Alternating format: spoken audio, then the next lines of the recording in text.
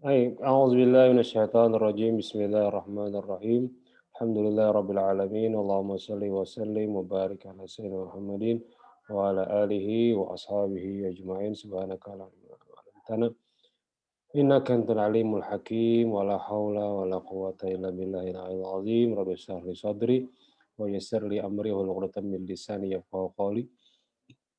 Baik, kita lanjutkan dengan ucapan basmalah. Bismillahirrahmanirrahim. Allah memberikan manfaat dan berkah apa yang kita pelajari dan kita sampaikan pada pagi hari ini. Baik rekan-rekan yang berbahagia, izinkan kita membahas lanjutan yang kemarin yang di pertemuan secara offline bahwa materi yang Asy'ariyah ini adalah menggabungkan antara usul fikih dengan fikihnya. Nah, maka hari ini kita akan melihat bagaimana pokok bahasan dalam usul fikih itu, ya. Kalau kita memahami sebuah rumah ya, rumah, maka kalau kita melihat rumah, itu adalah fikih atau produk hukum yang sudah jadi. Sementara modelnya, bahannya, pakunya, semuanya itu adalah usul fikihnya. Jadi kalau bisa kita gambarkan secara gampang, bahwa fikih itu lebih cenderung pada produk hukum, ya. Sementara usul fikih itu adalah kenapa jadi muncul produk hukum tersebut. Nah, jadi gampangnya adalah fikih itu adalah hasilnya, usul fikih itu adalah kenapa jadi seperti itu. Nah, itu jadinya gampangnya ya. Baik, kita bahas dulu ada 3, 4, 5. Hari ini ada pembelajaran yang akan kita kembangkan, pengertian usul fikih. Kemudian ada objek kajian usul fikih, kemudian perbedaan usul fikih dan fikih, dan terakhir adalah tujuan belajar usul fikih. Ya. Baik, kalau definisinya lebih gampang, usul itu adalah bagian daripada jamak dari kata asal, artinya asal. Al-usul hiya al-usus atau al-asas, bisa juga ya. Al-usus awil qawaidul lati yubna 'alaiha ghairuha. Kata usus berarti asas-asas atau dasar-dasar yang di atasnya dibangun sesuatu yang lain. Artinya tadi apa? Bahwa pengembangan usul fikih ini menjadi sebuah fikih nantinya. Ya. Nah, sementara definisi fikih lebih cenderung kepada al-fahmu, artinya pemahaman. Secara istilah kata fikih ini adalah wa ilmul bil ahkam syar'iyyah al-amaliyah al-mustafadatu min adillati tafsiliyah. Fikih menurut istilah adalah ilmu tentang hukum-hukum syarak yang terperinci, yang sifatnya adalah amaliyah ya. Jadi kegiatan kita sholat, hukum puasa, zakat, kemudian lagi junub bagaimana, membaca Quran bagaimana, menyentuh mushaf bagaimana, dan seterusnya. Itu namanya adalah hukum-hukum syarak amaliyah yang terperinci. Dan dalilnya ada.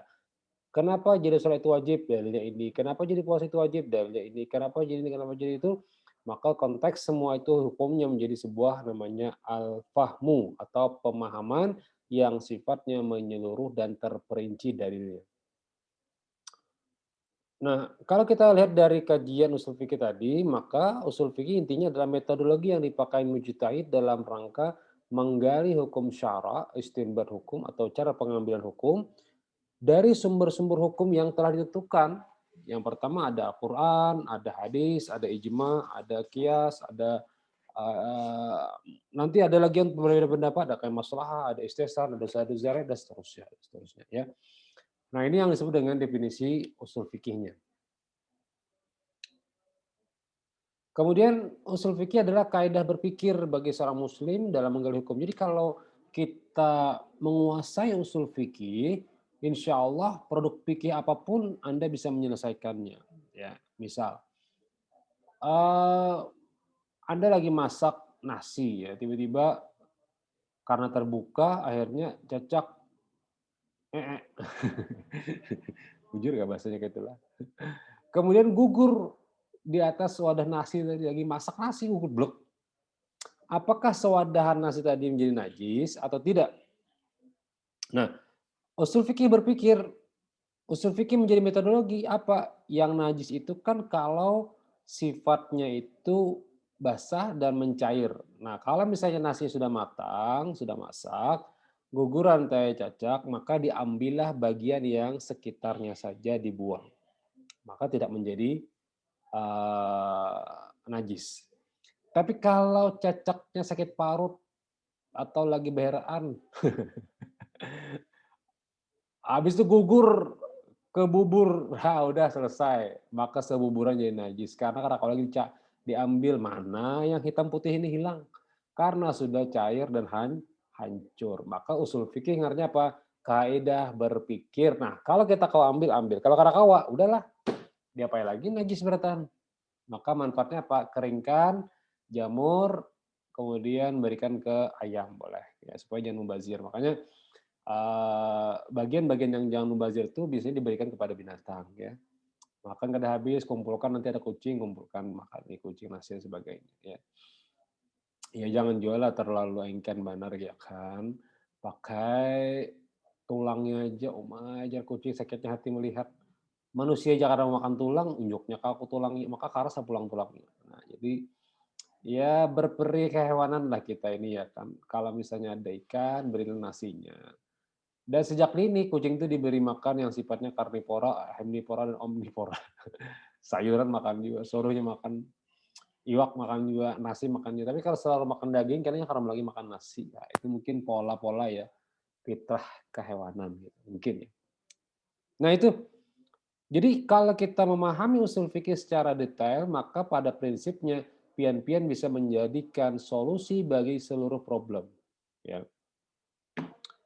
Simple, tapi dengan memahami yang kecil ini bisa jadi menjadi sebuah penyelesaian masalah. Ya. Orang sholat terbuka auratnya, tutup langsung, jangan membatal. Contoh ketika sholat pakai jeans, maka ketika ruku yang atas setarik, yang bawah turun. Pas sujud, parah lagi, terbukalah segitiga bermuda. Ya kan? Kenapa? Jeans ketat. Akhirnya apa? Bajunya baju kaos, jeansnya, bajunya tak angkat, kaosnya, jeansnya tak ke bawah. Akhirnya apa? Terbukalah auratnya. Maka usul fikih memandang cepat-cepat tutupi dengan kain atau tutup dengan tangan supaya jangan sampai nutup terbuka aurat. Tapi kalau disengaja, sengaja nih udah tahu bakal terbuka auratnya, biasanya sengaja aja nggak bisa. Itu hukum fikihnya dibatal salatnya ya.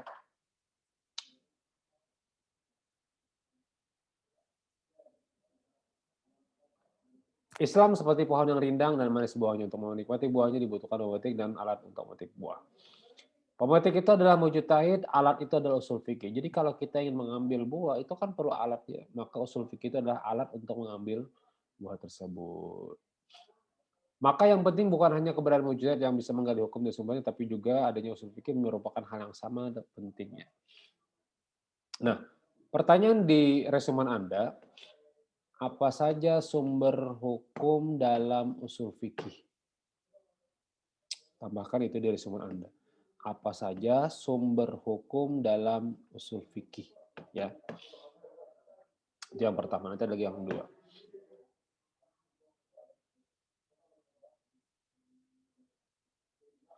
Baik. Objek kajian usul fikih. Satu, dalil-dalil ijmali. Ini objeknya ini. Atau disebut dengan juga dalil syara'. Seperti Al-Quran, sunnah, ijma' sahabat, kias yang dibahas dari segi pembuktian kehujaannya sebagai dalil dan kedudukannya dalam istidlal pengambilan kesimpulan dari sebuah dalil.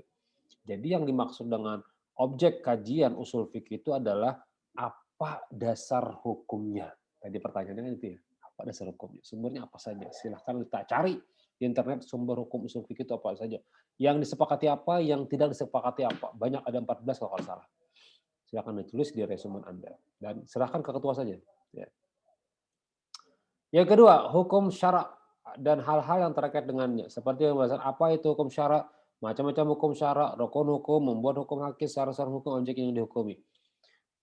Apa hukumnya sholat di luar waktu? Ya qadaan, bukan adaan. Apa hukumnya sholat ketika di atas kapal? Nah, itu sholat saja dengan arah kiblat yang tepat, kemudian jika dia bergerak, sudahlah, ikut saja. Itu namanya hukum syaratnya ya. Yang ketiga adalah dalalah lafaz. pengertian atau makna yang ditunjukkan dari Al-Quran dan As-Sunnah. Atau disebut juga dengan fahmud dalil, pemahaman terhadap dalil. Seperti mantuk, mafhum, umum, khaus, mutlak, muqayyad. Nanti kan kita bahas pada segmen yang lain, kajian-kajian yang menjadi dalil lafaznya. Misalnya, aqimus shalah, kerjakanlah sholat, dirikanlah sholat. Aqimu itu kalimatnya adalah amar, suruhan. Cepati kerjakan sholat. Nah, pertanyaan cepati inilah yang diberi waktu dari subuh, misalnya dari jam 5 sampai jam 6, misalnya dari zuhur misalnya jam setengah 1 sampai jam setengah 4. Itu namanya dalalah lafaznya. Ya. Ada hubungan dalilah lafaznya. Ya. Misalnya kata Allah, ya ayyuhallazina amanu idza tadayantum bidaynin ila ajalin musamman faktubu, jika engkau memiliki hutang piutang, urusan hutang piutang, catatkan. Nah, catatan di sini sifatnya suruhan. Apakah wajib suruhannya, Ustaz? Bilanya kada berarti hukumnya haram atau berdosa lah. Nah, sifatnya apa? Suruhan yang menganjurkan kepada orang yang memiliki urusan hutang piutang untuk mencatat. Dan itu lebih baik daripada kada, artinya bisa lupa dan sebagainya. Itu ngarannya apa? Dalalah lafaz, artinya pengertian penunjukan dalil. Yang keempat, objeknya adalah ijtihad atau taklid. Mulai halus sembahyang dengan kuitan, maka taklid kita dengan kuitan. Mengaji dengan cara aturan yang diajarkan oleh Nabi, itu ngalir taklid dengan imam. Imam Warash kah, Imam Asim kah, cara baca Quran itu namanya taklid. Dan bisa kita sungan Nabi. Ya, cara membaca Quran itu ya dari Nabi lah. Nah, itu dari Nabi, cuman cara imamnya yang mengajarkan kepada kita, ada kiraat-kiraatnya. Ya. Ada fanatik mazhab. Nah, kalau fanatik mazhab ini, jika menurut mazhab A benar, yang lain salah. Jangan juga. Ya. Jangan fanatik mazhab. Tapi sifatnya adalah moderat atau toleransi dalam melihat konteks hukum dalam mazhab. Ya.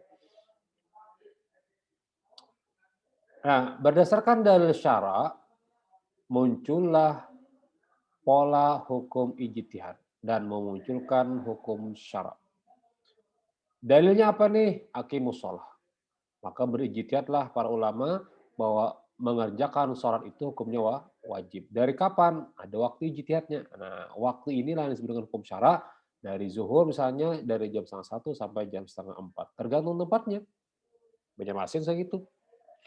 Kalau di Jakarta mungkin dari jam 12 sedikit sampai jam 3.15. Beda-beda waktunya. Ya, itu namanya ijtihad memunculkan hukum syara. Apa sih bedanya? Kalau usul fikih membahas dalil yang global, kalau fikih lebih cenderung kepada yang rinci. Ya. Usul fikihnya membahas apa? Aqimus shalah luas. Fikihnya apa? Salat zuhurnya, asarnya, maghribnya, isya, dan semuanya. 4 rakaat, 2 rakaat, sebagainya. Ya. Ada di dalamnya baca bismillah, ada baca fatihah, ada qunutnya, ada sebagainya, ada tasyahud akhir dan sebagainya, baca ini, ruku ini, sebagainya. Ya. Fakta ilmunya apa? Usul fikih lebih cenderung pada kaidah untuk mengistinbat hukum syara. Sementara fikih lebih cenderung pada ilmu tentang hukum syara'nya, ilmunya. Jadi kalau usul fikih itu mengatakan wajib, wajibnya apa? Fardu ain kah, fardu kifayah kah? Kalau fikihnya lebih cenderung apa? Jika wajib, wajibnya tuh untuk dikerjakan kapan? Nah, gitu. Haram makan ini, apanya yang haram? Babinya, ya kalau dimasak. Kalau kada dimasak ya kada haram. Orang di pinggir jalan pada haram, tapi kalau dimasak dimakan baru jadi haram. Itu artinya ilmu tentang hukum syaratnya. Aspek bahasanya, usul fikir lebih cenderung membahas kenapa jadi aqimus shalah. Aqimu itu dengan kata-kata fil amar. Sementara fikih kan ada langsung aja hukumnya wajib sholat fardu ain, sholat zuhur dan sebagainya. Langsung to the point. Kalau tujuan usul fikih menerapkan kaidah untuk mengistinbat hukum syara, sementara fikih menjelaskan hukum syara. Sekarang pertanyaannya adalah bikinkan bagan atau gambar atau tabel yang menggambarkan tentang perbedaan usul fikih dan fikih. Jangan seperti ini. Ini secara tabel nih, bikin gambar garis-garis. Misalnya usul fikih bulat, garis kemana. fikih apa, garis kemana gitu ya. Resumen yang nomor 2. Supaya apa? Supaya pian paham bagaimana cara menggambar peta konsep usul fikih dan peta konsep fikih. Jadi peta konsep usul fikih apa saja yang dibahas? Cari internet. Bikin gambar usul fikih garis. Garis, garis tuntung. Yang kedua fikih. Bikin garis bulat fikih apa saja yang dibahas dalam fikih itu. Nah, itu Anda bikin bagannya ya, bikin gambar-gambar coret-coret pakai pulpen lah, enggak apa-apa ya. Di mana tambahan materinya, Pak? Silakan pian cari di internet apa saja kajian dalam usul fikih itu. Ya, ruang lingkup usul fikih itu apa saja, pian gambarkan. Dulu waktu offline pernah saya gambarkan fotonya seperti itulah modelnya. Boleh Anda lihat lagi foto kemarin, kemudian pian tiru dan modif. Jangan tiru aja, dimodif lah, analisa, ya. Bikin gambar sendiri. Ya. Nah, kenapa jadi kita belajar usul fikih dalam mata kuliah syariah ini? Tentu pada prakteknya adalah kita untuk menetapkan istinbat, isbat secara pasti dalil yang ijmal, ya, yang global. Jadi kalau kita belajar usul fikih, maka kalimat-kalimat dalam Al-Quran atau hadis itu akan menjadi jelas. Oh, ternyata ini kalimatnya umum. Oh, ini kalimatnya khusus. Oh, ini kalimatnya suruhan. Oh, ini kalimatnya larangan. Muncullah dalil hukumnya nanti. Allah misalnya halallahu al-bai'a wa harramar riba. Allah menghalalkan jual beli dan mengharamkan riba. Mengharamkan riba ini seperti apa? Nah, fikihnya menjawab nanti. Yang sifatnya jual belinya atau tukar menukarnya yang menzalimi orang lain. Itu fikihnya. Jadi kita jelas, oh ternyata umumnya ini, dalil umumnya. Fokusnya mana? Ah, ini. Yang kedua,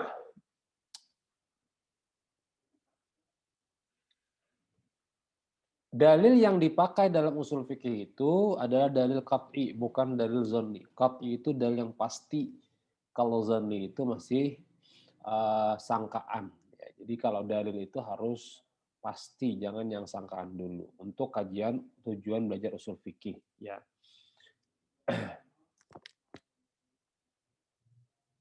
Contoh misalnya gini. Dalam sholat, dalam Al-Quran tidak menyebutkan bahwa sholat subuh 2 rakaat. Tidak ada kan? Tidak ada. Ya. Tapi Allah menyuruh sholat. Hadis menjelaskan bahwa yang subuh 2 rakaat, zuhur 4 rakaat itu namanya adalah dalil-dalil yang pasti.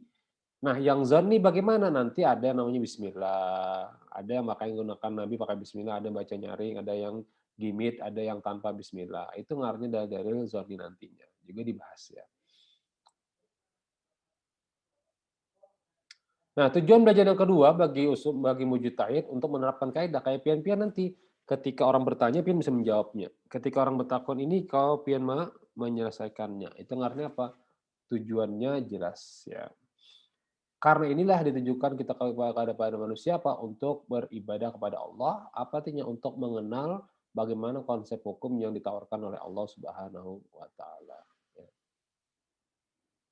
Nah, bagi mukallaf untuk memahami kaidah-kaidah yang digunakan oleh mujtahid dalam mengistinbat atau menggali hukum syara ada dalil dan syara. Ini penting karena di samping menjadi satu potensi ijtihad, maka juga diperlukan mukallaf itu mengetahui apa gerang dan kenapa jadi harus bismillah, kenapa ada Fatihah, kenapa ada surah, kenapa rukuk, sujud sebagainya ya.